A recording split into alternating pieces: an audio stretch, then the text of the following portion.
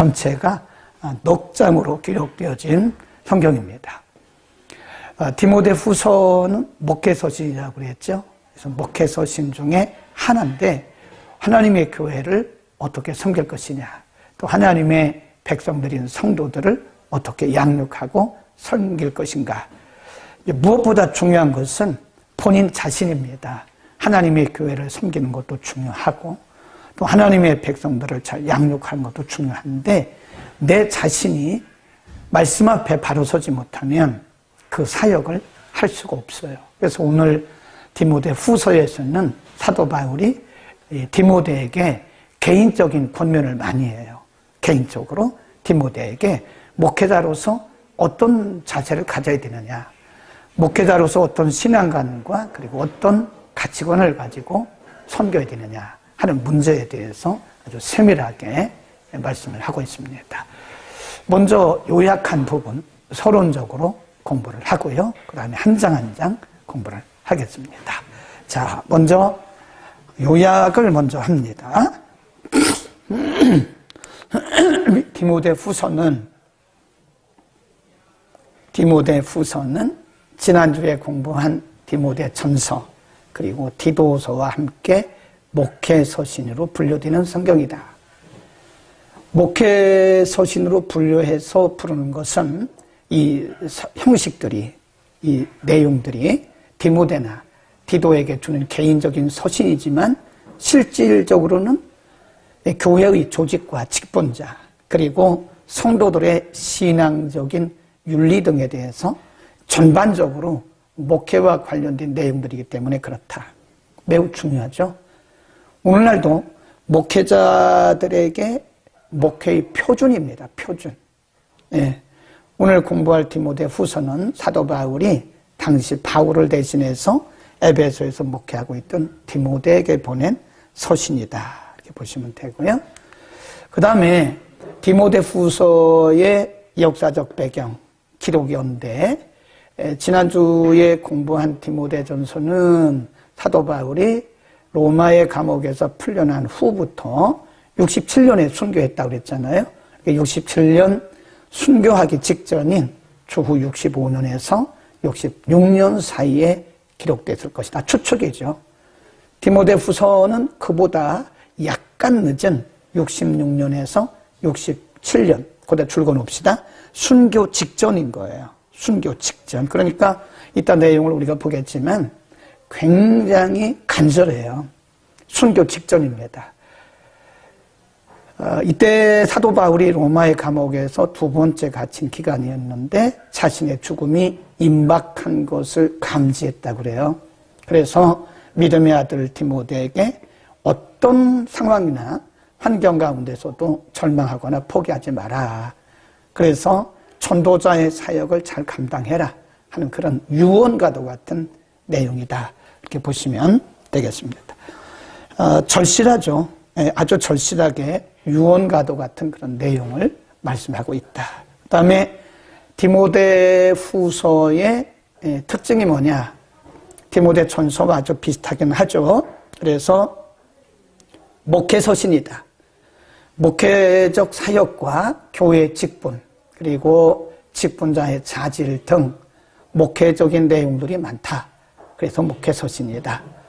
두 번째, 디모데 후서의 특징은 아까 말씀드린 것처럼 개인적인 서신이라고 할 만큼 사도 바울이 디모데에게 개인적인 내용들을 많이 가르쳐요.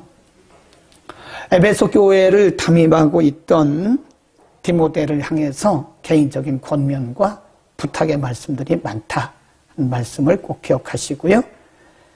어떻게 보면 사도 바울이 이제 자신의 사역을 마감하고 로마의 감옥에서 이제 곧 순교를 하잖아요. 그러니까 굉장히 간절한 그리고 진솔한 자신의 개인적인 회고담도 들어있다. 세 번째 디모데 전서가 비교적 교리적인 문제를 언급하고 있다면 디모데 후서는 삶입니다. 복음 전도자의 삶에 대해서 가르친다. 맞죠? 그러니까 우리가 교리적으로 아무리 잘 가르치고 교리적으로 아무리 잘 알고 있다 해도 가르치는 자의 삶이, 물론 뭐 가르치는 자가 완벽할 수는 없죠. 그러나 말씀을 가르치는 자가 삶이 그것을 뒷받침해 주지 못하면 사람들에게 영향력을 줄 수가 없고 설득력이 없죠. 그렇죠? 그래서 사도 바울이 디모데에게 성도로서는 물론이죠. 그래서 전도자로서, 목회자로서 어떤 삶의 자세를 가져야 되는가에 대해서 말씀을 하고 있죠. 소리가 들리나요? 지금 저 안에서 뭐 음식을 하느라고 토마 소리가 나고 있는데 소리가 들리나요? 안 들리나요? 안 들리면 다행인데 이 소리가 들리면 가서 조금만 소리를 줄여들려고 얘기를 해야 될 것 같아요.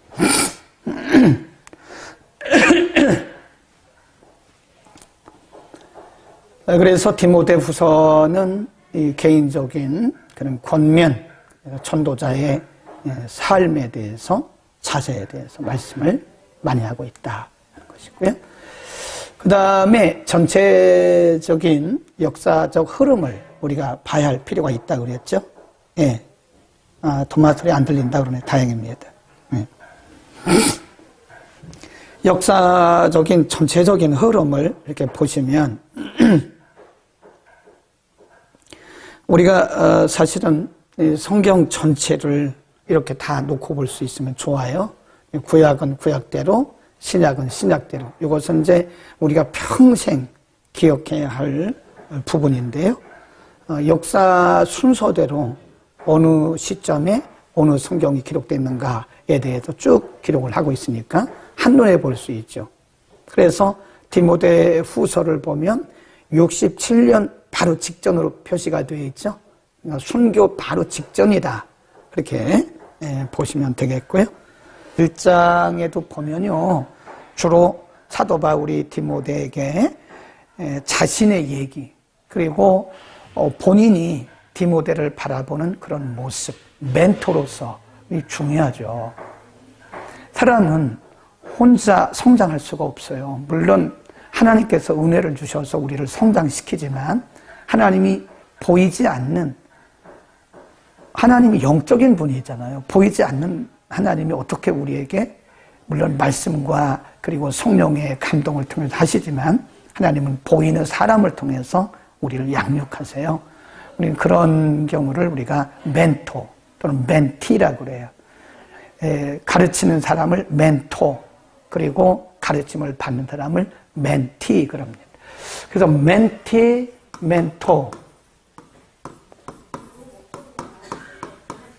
멘토와 멘티 사이라고 그러죠. 그래서 요거를 우리가 뭐라 그러냐? 멘토링이라 그래요. 목회자들이 신학교만 나와서 목회 못합니다. 안 됩니다. 계속 실수합니다. 실패합니다. 그래서 선배들로부터 배워야 되는 거예요. 부사역자들은 담임 목사님이 훨씬 더 경험이 많잖아요. 목회 경험도 많고 인생 경험도 많잖아요. 그래서 하나하나 배워가야 되는 거예요. 그래서 나중에 본인이 개척을 했을 때는 그 교회를 잘 섬길 수 있는 거지 신학교에서 배운 거 가지고는 안 돼요. 그래서 우리는 인간 멘토가 필요하다. 선생이 필요해요.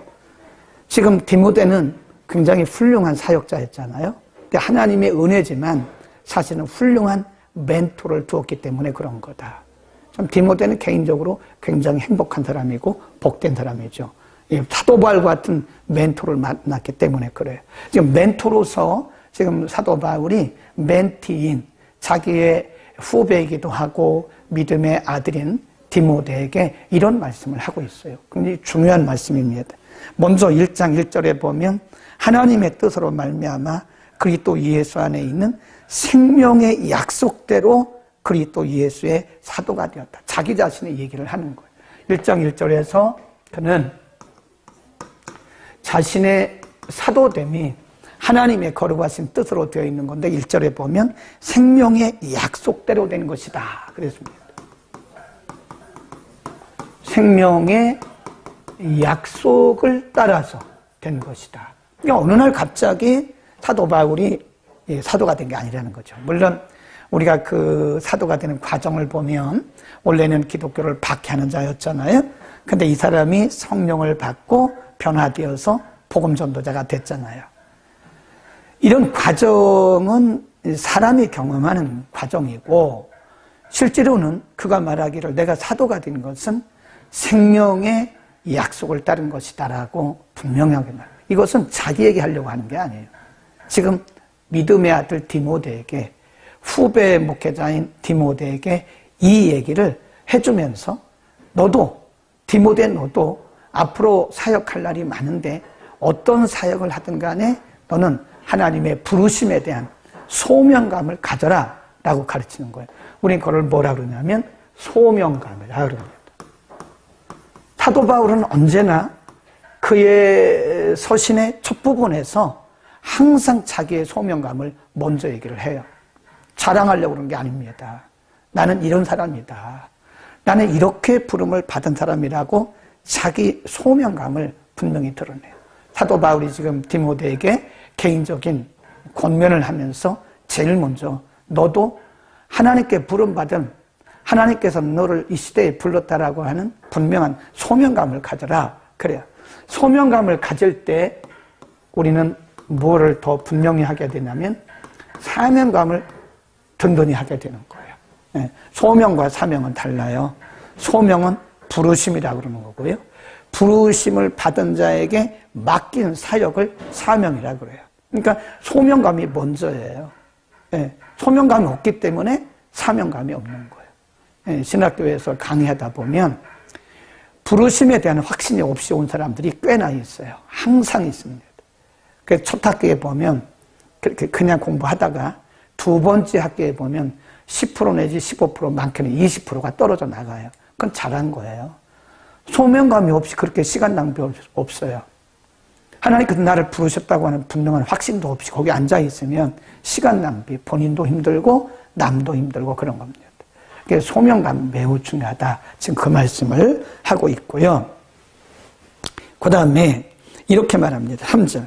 나의 밤낮 간구하는 가운데 쉬지 않고 너를 생각하여 청결한 양심으로 조상적부터 섬겨오는 하나님께 감사하고 내 눈물을 생각하여 너 보기를 원함은 내 기쁨이 가득하게 하려 합니다. 5절 잘 보세요. 이는 내 속에 거짓이 없는 믿음을 생각합니다. 그러니까 디모데는 나이는 어렸지만 그 속에 디모데 속에 디모데 안에 뭐가 있다고 그래요? 거짓이 없는 믿음, 신실한 믿음. 사도 바울은 디모데가 인간적으로 뭐 혈통이 좋고 혈통 좋은 사람은 아닙니다. 디모데가 혈통이 좋고 실력이 있고 능력이 크고 본 게 아니에요.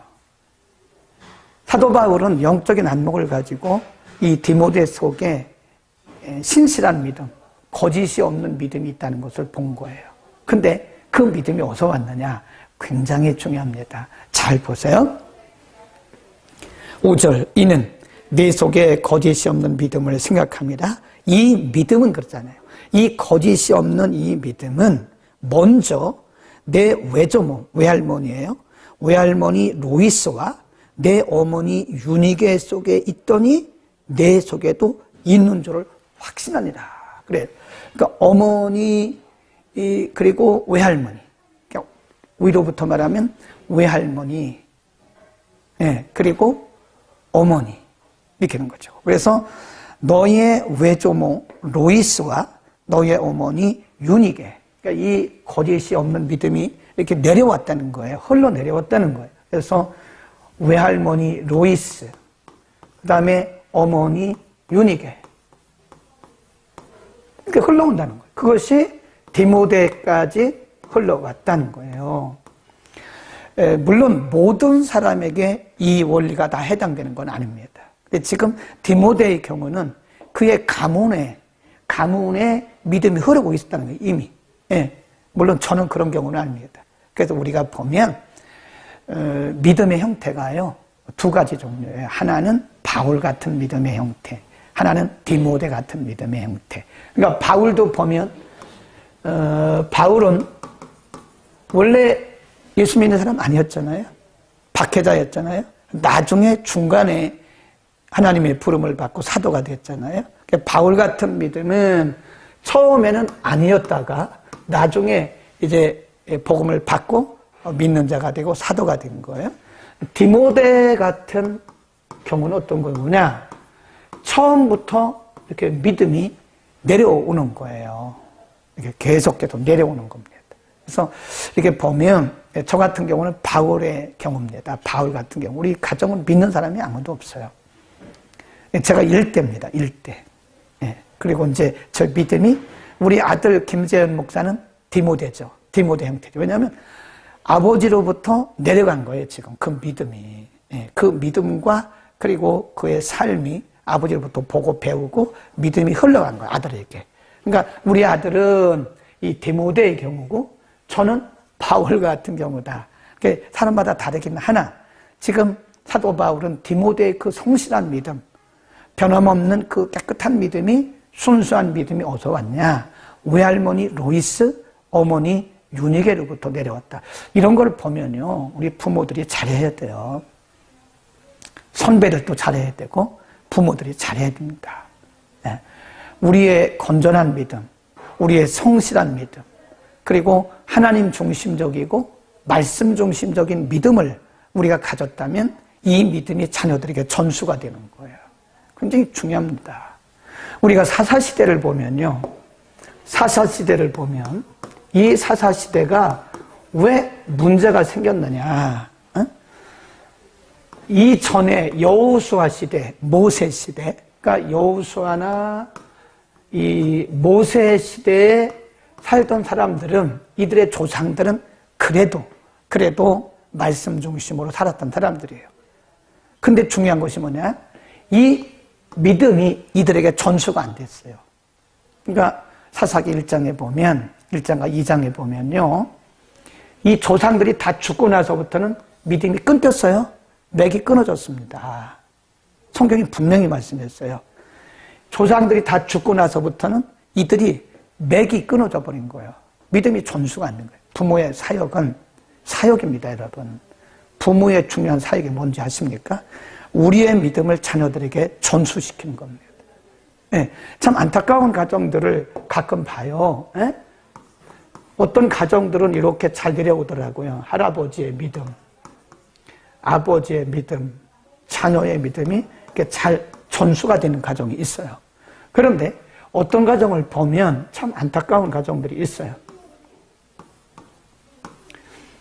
할아버지의 믿음이 이 아버지에게 전달은 됐는데 아버지의 믿음이 자녀에게 전달이 안 된 가정이 있어요. 또 어떤 가정을 보면 더 심각한 가정이죠. 할아버지의 조상의 믿음인 거예요. 아버지의 부모의 믿음인 거예요. 그 다음에 본인의 믿음이에요. 자기의 조상들은 아버지나 할아버지나 자기의 선배들 조상들은 믿음이 좋았어요. 근데 본인의 때에 와서 믿음이 끊어지는 경우도 많아요. 참 안타깝더라고요. 저분은 참 안타깝다. 분명히 알잖아요. 저분의 아버지가 장로님이었고 저분의 어머니가 권사님이었다는 걸 다 알고 있잖아요. 다 알고 있다고요. 그런데 본인 때에 와서 믿음이 망가져 버렸어요. 참 안타까운 가정이다. 저는 그런 말은 안 하지만 참 안타까운 가정이다 그런 생각을 하고요. 또 어떤 가정은 이렇게 잘 이어오다가 자녀 때 대가 끊어져 버렸어요. 전수가 안 돼요. 그래서 우리 부모들의 사명이 뭐냐? 믿음 전수예요. 거기다 써놓으세요. 부모들의 사명은 우리의 믿음을 자녀들에게 전수시키는 것이다. 그래서 우리는 그거를 뭐라 그러냐? 믿음을 전수시키는 거다. 그 사명이에요. 밖에 나가서 많은 사람들에게 전도하는 것도 중요하고 해외 나가서 선교하는 것도 중요해요. 그러나 중요한 것은 내 가정의 자녀들에게 믿음을 전수시키는 게 매우 중요하다. 교회도 마찬가지예요. 교회도 우리들끼리 잘해갖고는 의미가 없어요. 소망이 없습니다. 다음 세대에 끊어져요. 이제 지금 주일학교가 없어진 교회가 얼마나 많아요. 학생부 없어진 교회가 굉장히 많습니다. 중간이 없다는 거예요, 지금. 그래서 우리는 그냥 둬도 이렇게 믿다 다 천국 갑니다. 특별한 일이 없는 한. 그러나 우리 자녀들은 잘 봐야 돼요. 그래서 교회도 이 다음 세대들에게 청년부, 중고등부, 유년주일학교에게 사실은 우리가 굉장히 관심을 가져야 돼요. 어떤 분이 이렇게 얘기하더라고요. 주일학교 예배 시간 때문에 굉장히 이제 여러 번 논의를 많이 했는데 어떤 분이 이런 얘기를 했어요. 우리 어른들은 차라리 11시 이 시간을 애들에게 주고 우리 어른들이 9시로 가자. 우리들은 웬만해도 우리는 다 잘 믿고 천국 갈 수 있는데 애들에게 11시 시간을 양보하자. 그것도 맞다고 생각해요. 우리들은 어느 시간 상관없어요. 어른들이 꼭 11시를 고집할 필요는 없어요. 오히려 아이들에게 이 대성전을 넘겨주고 중요한 여기는 11시 예배를 넘겨줄 필요도 있다. 저는 생각을 옳다고 생각해요. 그 말이. 왜냐하면 다음 세대를 생각하는 거예요. 예, 그렇게 될지 안 될지는 이제 우리가 생각을 해봐야 되겠지만 이 중요한 부분을 꼭 기억하시기 바랍니다. 디모데의 믿음이 바로 그의 어머니 유니게에서부터 왔고 유니게의 믿음은 그의 어머니 로이스에부터 온 것이다. 그의 외할머니, 어머니 디모데까지 온 것이다. 굉장히 중요한 말씀을 하고 있습니다. 6절로 갑니다. 그러므로 내가 나의 안수함으로 내 속에 있는 하나님의 은사고 줄급시다. 너의 속에 있는 하나님의 은사를 다시 부릴 듯하게 하기 위하여 너로 생각하게 하노니 하나님이 우리에게 주신 것을 두려워하는 마음이 아니요 오직 능력과 사랑과 근신하는 마음이니. 그래서 하나님이 주신, 안수할 때 부어주신, 하나님께서 부르실 때 너에게 부어주신 은사를 마음껏 활용하라는 거예요.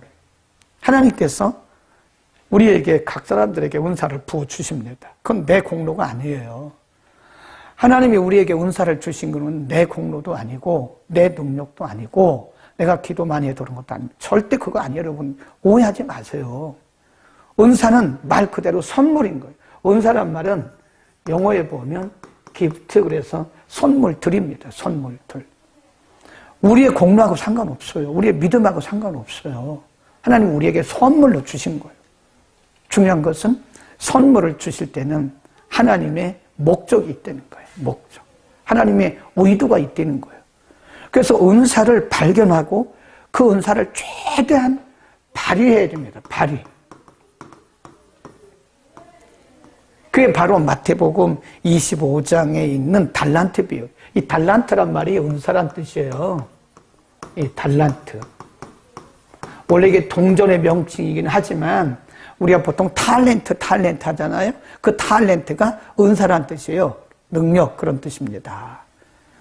하나님이 우리에게 주신 은사는 우리가 개발해야 돼. 거기 보면 5달란트, 2달란트, 1달란트 받은 사람이 있잖아요.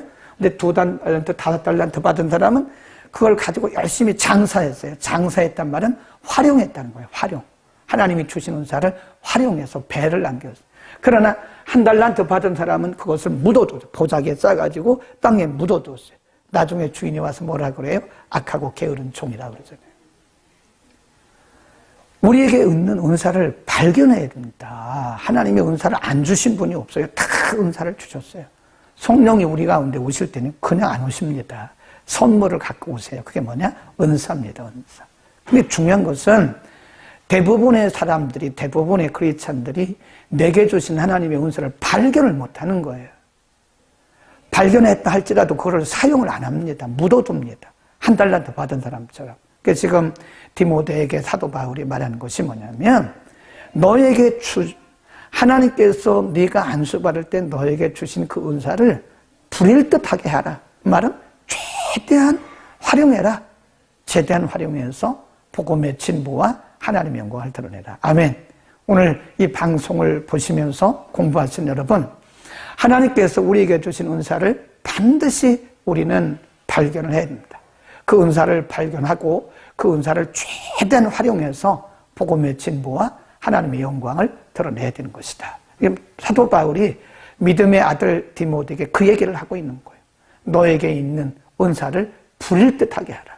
그 말은 최대한 활용해서 복음의 진보를 이루라. 아멘. 꼭 그렇게 하시기를 바랍니다. 그 다음에 쭉 내려가고요. 로서 멘티인 디모데에게 목회적 권면을 하면서 그 당시 에베소 교회에 많이 만연하고 있던 그런 이단자들에 대해서 어떤 자세를 할 것이냐, 이단자들의 그런 활약을 어떻게 대처할 것이냐 하는 그런 문제에서 제목이 뭐예요? 거짓 교사들에 대한 권고다. 어디든지 거짓 교사 이단자들이 있어요. 에베소 교회뿐만 아니라 현재도 마찬가지예요. 어디든지 잘못된 교사들이 있습니다. 그럼 우리가 어떻게 분별할 것이며 어떻게 그 일에 대해서 대처를 할 것인가에 대해서 2장에서 아주 상세하게 말씀을 하고 있습니다. 2장. 내 아들아, 그러므로 내가 그리스도 예수 안에 있는 은혜 속에서 강하고, 꼭 줄구세요. 첫 번째, 은혜 속에서 점점 강해져라 이거예요. 은혜 안에서 강해지라. 왜 그럴까요? 은혜가 떨어지면 안 돼요. 이길 수가 없어요. 내 자신이 먼저 강해지라 이거예요. 지금 사도 바울이 이단자들에 대해서, 거짓 그리스도들에 대해서 말하기 전에 디모데에게 뭐라 그러냐면 내 자신이 먼저 강해져라 이거예요. 말씀과 성령으로 충만하고, 내 자신이 영적인 실력을 갖추라는 겁니다. 맞아요, 여러분. 오늘날 목회자를 비롯해서 모든 지도자들은 실력을 갖춰야 돼요. 영적 실력. 영적 실력이 없으면 넘어져요. 그리고 이단자들이 우리에게 공격해 봤을 때 이겨낼 수가 없어요. 평신도들도 마찬가지입니다. 평신도들도 영적 실력을 쌓아요. 이게 은혜 안에 강해져라 그 말은 영적인 실력을 쌓아라. 영적 실력을 갖춰라. 그런 얘기입니다. 실력이 하루아침에 생깁니까, 이게? 꾸준히 기도해야 돼요. 쉬지 않고. 하루에 단 10분이라도 20분이라도 쉬지 말고 멈추지 말고 꾸준히 기도하다 보면요. 영적 근력이 생겨요, 이게. 근데 기도 안 하던 사람들 기도시키면요. 굉장히 당황합니다. 그래서 기도시킨다고 교회 안 나오고 그러잖아요. 그거는 정말 문제가 많은 사람이에요. 기도는 어디든지 해야 되는 거예요. 어디든지 기도시키면 바로 할 수 있어야 돼. 기도가 무슨 준비가 해요. 물론 대표 기도는 준비 좀 해야 되겠죠. 그러나 꼭 준비 안 됐을 때도 어느 상황에서 기도해달라고 그러면 바로 기도해야 되죠. 실력을 갖추라 이거예요. 실력을. 말씀의 실력도 갖추라는 겁니다. 마귀와 대항하기 위해서 에베소 6장에 보면 전신갑주에 대한 말씀을 하잖아요. 마귀와 대항하기 위해서는 거짓 교사들과 대항해서 싸우고 이기기 위해서는 싸움만 해서 됩니까? 이겨야지. 싸움만 하고 치면 무슨 의미가 있어요? 싸움의 궁극적인 목적은 승리예요, 승리. 이기기 위해서 싸우는 거예요. 그러기 위해서는 영적인 실력을 갖춰야 된다. 영적인 실력. 아멘. 은혜 속에 강해지란 말은 그겁니다. 기도로 강해지고, 말씀으로 강해지고, 늘 언제든지 준비된 상태에 이르러라. 그런 말씀입니다. 아멘. 그 다음에 또 이렇게 말해요. 2절. 또 내가 많은 증인 앞에서 내게 들은 바를 충성된 사람들에게 부탁하라. 저희가 또 다른 사람들을 가르칠 수 있을 것이다. 2절 이 말씀은 무슨 말씀이냐면요. 사람을 키우라는 거예요. 사람을. 그러니까 지금 사도 바울에게서 바울은 디모데를 가르쳤고 또 디모데에게 말하기를 내가 너를 이렇게 양육하고 내가 너에게 멘토링 한 것처럼 너도 또 다른 사람들을 멘토링해라. 세워라. 그런 뜻입니다. 그래서 이것이 계속 이어져 가도록 해라 하는 거고요. 그 다음 4절 군사로 다니는 자는 굉장히 중요해요. 자기 생활에 얽매이는 자가 하나도 없나니 이는 군사로 모집한 자를 기쁘게 하려 함이라. 여기 세 가지를 지금 말씀하고 있거든요. 목회자의 자세, 지도자의 자세를 말씀하면서 특별로 군인이죠. 군인의 예를 들고 있어요. 군사로 모집된 사람, 군사로 부름을 받은 사람이 나를 군사로 부른 자를 기쁘게 해야 되죠. 자기 사생활에 얽매이면 안 되는 거죠. 자기 사생활에 얽매이면 안 되죠. 예를 들어서 정부의 녹을 먹는 공직자가, 공무원이 자기 사생활에 얽매이면 뇌물 받아요. 그럼 정부에 충성을 할 수 없어요. 정부로부터, 국가로부터 녹을 받기 때문에 정부를 위해서 일해야 되는 거예요. 사사로운 일에 빠지게 되면 자기를 위해서 뇌물 받고 이러다가 망치는 거죠.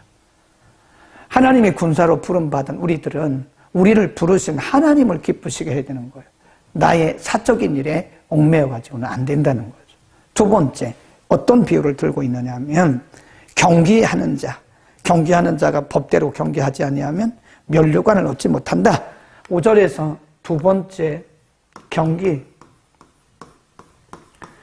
육상 경기, 현재 육상 경기, 달리기 선수들이 달리기를 하는데 분명히 달리기에 출발선이 있고요. 출발선이 있고 목표점이 있습니다. 그렇죠. 분명히 여기에 출발선이 있고 목표점이 있고 거기에 보면 이런 라인이 있어요. 라인. 영어로 상식적으로 알아두세요. 요 줄을 라인이라고 그러고 요 칸을 레인이라고 그럽니다. 레인. 그냥 one lane, two lane 그러잖아요. 이 줄을 라인이라고 그러고 요 칸을 레인 그래요. 어쨌든 줄을 따라가야 돼요. 요 칸을 따라가야 돼요. 시작점과 그리고 마지막 도착점, 이 도착점을 따라요. 그러니까 여기서부터 시작해서 도착지를 향해서 가야 되고, 그 다음에 이 라인과 이 줄과 칸을 벗어나면 안 돼요. 네. 그런데 이 사람이 굉장히 열심히 뛰어요. 달리기를 굉장히 빠른 속도로 달리기를 합니다. 굉장히 빠르게 달리기를 해요. 그런데 어떻게 하냐면 옆으로 자기 마음대로 가요. 이리 가고. 그리고 꼬리를 이리 한 게 아니라 정해놓은 지점에 꼬리를 하는 것이 아니라 이쪽으로 가서 자기가 1등이라고 말하는 거예요. 누가 인정을 해줘요? 아무도 인정을 안 해줘요. 그걸 뭐라고 해요? 반칙이라고 해요. 반칙. 법대로 경기하지 않으면 그건 등수에도 못 들어가요. 네, 그건 반칙이라고 해서 이 사람은 오히려 그 경기 측으로부터 뭘 받을까요? 경고를 받아요. 다음부터는 당신은 이 경기에 참여할 수 없다 그래요. 사도 바울이 지금 믿음의 아들 디모데에게 목회자의 자세, 사역의 자세를 말씀하면서 법대로 하라 이게 말씀대로 하래요. 말씀대로. 내 생각대로, 내 경험대로. 그렇게 열심 내는 사람이 위험해요. 방법대로 하지 않고 열심 내면요, 다 망칩니다. 열심이 다 중요한 게 아닙니다. 잘못된 열심은 공동체를 망쳐요. 그리고 자기 자신을 망쳐요. 열심도 중요하지만 법대로 해라. 아멘. 그 다음에 세 번째는 농부의 비유를 들었어요. 농부의 비유를 들었는데 뭐라고 비유를 들었냐면 세 번째 한번 보세요. 세 번째는 농부의 비유입니다. 농부. 거기 한번 보세요. 농부가 6절 수고하는 농부가 곡식을 먼저 받는 것이 마땅하다. 여기서 이 곡식이라고 하는 것은요, 그 추수를 말하는 게 아니에요. 삭을 얘기합니다. 임금. 수고에 대한 임금. 그러니까 내가 이만큼 수고했으니까 내가 얼만큼 받으라 미리 생각하지 말라는 거예요. 성경에 그러잖아요. 수고하는 소의 입에 망을 안 세운다고요. 망을 안 씌워요. 우리의 수고에 대해서 하나님은 반드시 갚아주십니다. 그러니까 우리 미리 그 사례비를, 어떤 사람들을 우리가 이렇게 이제 부사역자들을 모셔오거나 또는 반주자나 지휘자를 모셔오잖아요. 근데 대부분 사람들은 그 사례비를 안 물어봐요. 주는 대로 받겠다 그래요. 근데 어떤 사람들은 미리 따게 사례비 얼마 줍니까 그래요. 그런 분들은 아무리 이력이 좋아도 안 써요. 제가요. 이분은 분명히 와도 사례비 타령을 또 합니다. 그러니까 그분들은 우리가 안 모십니다. 이런 원리를 알라는 거예요. 하나님은 일 시키는 자에게 그 입에 망을 안 세웁니다. 마태복음 10장에도 보면 예수님께서 제자들을 파송하시면서 뭐라 그래요? 두보로 갖지 마라. 신발 2개, 여분의 신발 갖지 마라. 천대에 여분의 돈을 갖지 마라. 예, 뭐가? 일꾼이 저목을 받을 것이 그 마땅하다. 하나님께서 채워주신다는 거예요. 그러니까 미리 사례비를 생각하고 계산하는 것은 이런 말씀과는 잘 맞지가 않는다. 그러니까 디모데에게 말하는 거예요. 지금 사도 바울이 개인적으로 사역자는 너무 그런 부분에 먼저 생각을 하면 안 된다. 일꾼이 저먹을 것을 받는 것은 당연한 것이다. 적게 주면 적게 먹고 많이 주면 많이 먹는 거고 필요에 따라 주는 거니까. 우리도 마찬가지. 우리가 하나님을 섬기면서 어떤 그런 것들을 미리 생각하면 우리가 깨끗하지를 못해요. 그리고 떳떳하지를 못해요. 꼭 기억할 수 있기를 바랍니다. 자, 또 내려갑니다. 7절입니다. 2장 7절. 내 말하는 것을 생각하라. 위에서 지금 내가 너에게 가르친 것을 생각하자. 주께서 범사에 내게 뭘 주신다고요? 총명. 범사에 너에게 총명을 주실 것이다. 이 총명이란 말은 이해력. 내가 너에게 지금까지 말한 거에 대해서 하나님께서 이해력을 주시고, 이 총명이란 말은 또 무슨 뜻이냐면 통찰력, 인사이트. 통찰력을, 영적인 통찰력을 하나님이 주실 것이다. 그러니까 보세요. 지금 사도 바울은 믿음의 아들 디모데에게, 후배 목회자인 디모데에게 지도자의 자세, 사역자의 자세를 말씀하면서 1, 2, 3 이렇게 분명하게 가르쳤어요. 이렇게 하라, 이렇게 하라, 이렇게 하라. 군사로 모집한 자를 기쁘시게 하라. 그리고 법대로 해라. 세 번째, 일꾼이 저먹을 것을 받는 것이 마땅하니까 미리 그것 때문에 염려하지 마라. 여기까지 가르친 거예요.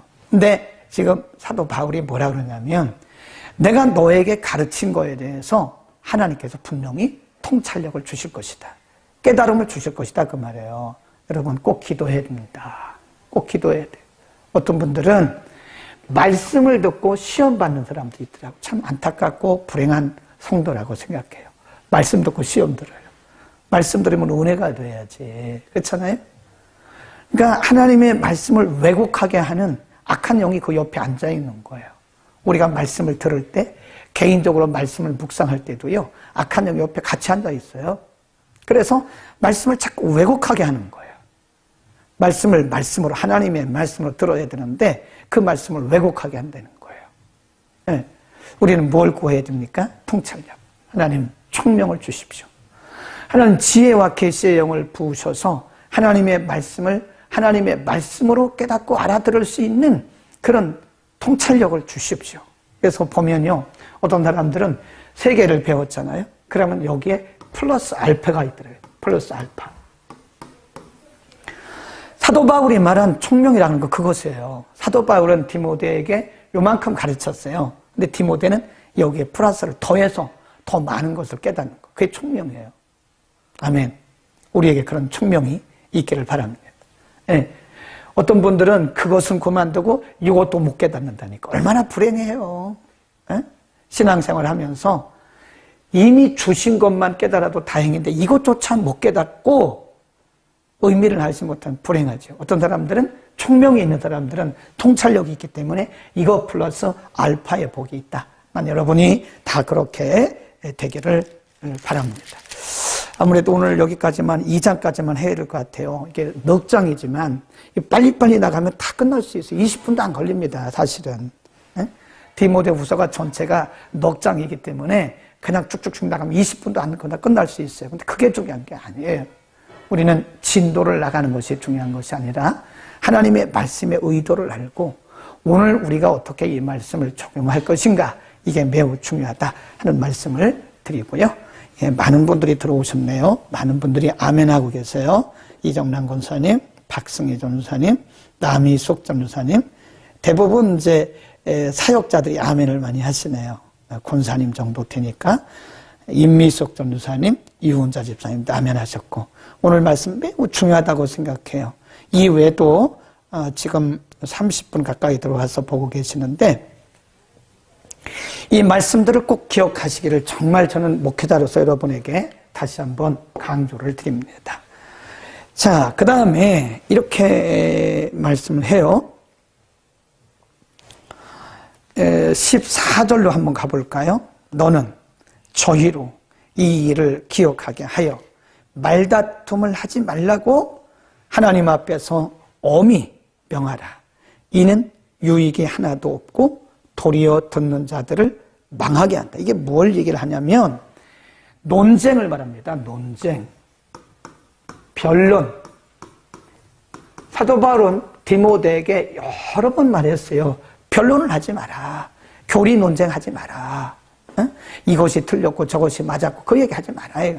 오히려 사람들에게 상처만 주고 그 시간 낭비고 아무런 우리의 경건에 유익이 없다. 그 뒤에 보면 그래요. 맞았다 틀렸다는 하나님이 하실 거예요. 우리는 말씀 붙들고 내 할 일 하고 내 갈 길 가면 되는 거예요. 누가 틀렸다 누가 맞았다 그거 괜히 시간 낭비입니다. 그렇게 하지 말라는 거예요. 논쟁, 불필요한 논쟁을 하지 마라. 굉장히 중요한 말씀. 다시 한번 보세요. 하나님 앞에서 엄히 명하라. 이는 유익이 하나도 없고 도리어 듣는 자들을 망하게 한다고 그러잖아요. 망하게 한다. 15. 내가 진리의 말씀을 옳게 분별하며 부끄러울 것이 없는 일꾼으로 인정된 자로 자신을 하나님 앞에 뭐라고요? 드리기를 힘쓰라. 여러분 이 디모데 후서는요. 참 이게 한 절 한 절이요. 너무 깊이가 있어요. 우리에게 꼭 필요한 말씀입니다. 한 절 한 절이. 네, 다른 사람들의 죄에 간섭하지 말고 너 자신을 하나님 앞에 드리기를 힘쓰라는 거예요. 다른 사람이 이러네 저러나 말할 게 없다는 거예요.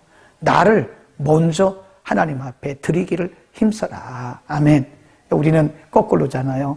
자기는 하나님 앞에 드리지도 않으면서 다른 사람이 이러쿵저러쿵 말만 하다가 시간 낭비 다 하는 거예요. 돌이켜보면 나는 어때요? 네, 나는 어떠냐고요 지금. 나는 어떤데 다른 사람을 자꾸 이렇게 평가하고 비난하고 또 그들에 대해서 우리가 이러쿵저러쿵 말하냐 이거예요. 사도 바울은 디모데에게 그거 하지 말고 너 자신을 먼저 하나님 앞에 드리기를 힘써라. 힘쓰라 그 말은 쉽지 않다 그 말이에요. 우리 자신을 드린다는 건 쉽지 않아요. 그러니까 나를 먼저 하나님 앞에 드리기를 힘써라. 아멘. 우리 자신을 먼저 드릴 수 있기를 바랍니다. 그 다음에 16절도 보세요. 망령되고 헛된 말. 이게 논쟁이에요. 논쟁. 이게 변론을 말합니다. 망령되고 헛된 말을 버리라. 저희는 경건치 아니하매 점점 나아가느니라 그러잖아요. 논쟁과 이런 망령된 변론은 오히려 잘못된 수렁에 점점 빠져가고 있는 거. 하지 말라는 거예요. 17. 저희 말은 독한 창질에 썩어져감과 같은데 그 중에 후메네오와 빌레도가 있느니라. 20절 굉장히 중요한 말씀입니다. 20절부터 쭉 보면서 21절 보면요. 사도 바울이 지금 개인적인 권면을 많이 한다고 그랬잖아요. 20절 그리고 21절에 보면 사도 바울은 큰 집에 대한 비유를 들고 있어요. 큰 집에는 그릇들이 있더라. 거기 한번 보세요. 어떤 그릇이 있나요? 큰 집에는 금, 은그릇도 있고 나무 그릇도 있고 질 그릇도 있고 또 귀하게 쓰는 것도 있고 천이 쓰는 것도 있더라. 금은 금 그릇도 있고 은 그릇도 있고 또 나무 그릇도 있고 흙으로 만든 질 그릇도 있고 크게 나누니까 귀하게 쓰임 받는 그릇이 있고 천하게 쓰임 받는 그릇들이 있더라는 거예요. 사도 바울이 보니까 맞죠? 너무 쉬운 예화죠. 큰 집에는 여러 가지 재질로 된 여러 가지 종류의 여러 가지 크기와 모양의 다양한 그릇들이 있어요. 근데 둘 중에 하나입니다. 귀하게 쓰임 받든 천하게 쓰임 받든. 그럼 주인에게 달려 있는 거죠. 주인이 보기에 이것은 내가 귀하게 써야 되겠구나. 귀하게 쓰는 것은 잘 보관을 하죠. 아무데나 두지 않죠. 근데 천이 쓰는 것은 아무데나 둡니다. 그냥 아무데나 둬요. 그 예화죠. 우리가 하나님 앞에 이왕이면 귀하게 쓰임 받아야 되는데 하나님 앞에 귀하게 쓰임 받는 것은 어떤 것이냐? 거기 보세요. 답을 다 줬다니까요. 21. 그러므로 누구든지 이런 것에서 자기를 깨끗하게 하면 귀히 쓰는 그릇이 되어 거룩하고 주인의 쓰심에 합당하며 모든 선한 일에 예비함이 되리라. 무슨 그릇? 깨끗한 그릇. 자기를 깨끗하게 하라는 거예요. 예? 자기를 깨끗하게 비우면 하나님 앞에 귀히 쓰는 그릇이 될 것이다. 우리가 생각해 보시라고요. 우리가 더러운 그릇을 쓰는 사람이 있습니까? 이 안에 오염돼서 오물이 들어있고 쓰레기 들어있고 더러워. 여기도 흙 있고 여기도 흙 있고 이런 것을 누가 써요? 아무리 재질이 좋아도 안 씁니다. 아무리 금으로 돼 있어도요. 금으로 돼 있다 해도 금 가치가 없어요. 왜냐하면 더럽기 때문에. 더러운 것을 누가 씁니까? 그런데 비록 나무로 만든 목기라도 할지라도 목기. 나무로 된 목기라 할지라도 깨끗하면 주인은 뭘 써요? 목기를 쓰죠. 깨끗한 걸 쓰죠. 재질이 중요한 게 아니에요. 재질이나 크기나 모양이 중요한 게 아닙니다. 주인은 깨끗한 걸 쓰는 거예요. 하나님이 쓰시는 그릇은 깨끗한 그릇입니다. 물론 인간이 윤리적 도덕적으로 완벽할 수는 없어요. 그러나 우리가 말씀과 성령을 통해서 깨끗해요. 사심이 없어요. 사심이라고 그래요. 아까 그랬잖아요. 사사로운 걸 사심이 없어야 돼요. 네. 우리가 이렇게 사람과도 관계를 해보면요. 이중적인 사람이 있어요. 사심이 있어요. 앞에서 이 말하고 뒤에서 딴 말이에요. 그 사람하고 누가 우리가 인간관계를 하겠습니까? 그럼 어떤 사람들을 보면 사심이 없어요. 정직해요. 깨끗해요. 그런 사람들은 친구가 많아요. 이중적인 사람은 사심을 품은 사람이에요. 친구가 없습니다. 우리는 하나님 앞에 사심을 품지 말자고요. 깨끗하자고요. 그래서 우리 주님 앞에 우리가 이왕이면 예수 믿고 이왕이면 우리가 천국 갈 사람들인데 하나님 앞에 소중하게 쓰임 받아야지. 에? 그냥 천히 쓰는 그릇이 되겠습니까? 하나님이 좀 이렇게 소중하게 쓰는, 어제 저녁에 말씀드렸잖아요. 하나님이 다니엘에게 뭐라고 그래요? 은총을 크게 받은 너 다니엘아 그러잖아요. 은총. 사랑을 받은. 하나님의 시선이 특별히 머무는 사람들이 있어요. 그게 누구냐? 깨끗한 사람. 하나님이 쓰시려면 언제든지 실력 갖추고 깨끗한 사람.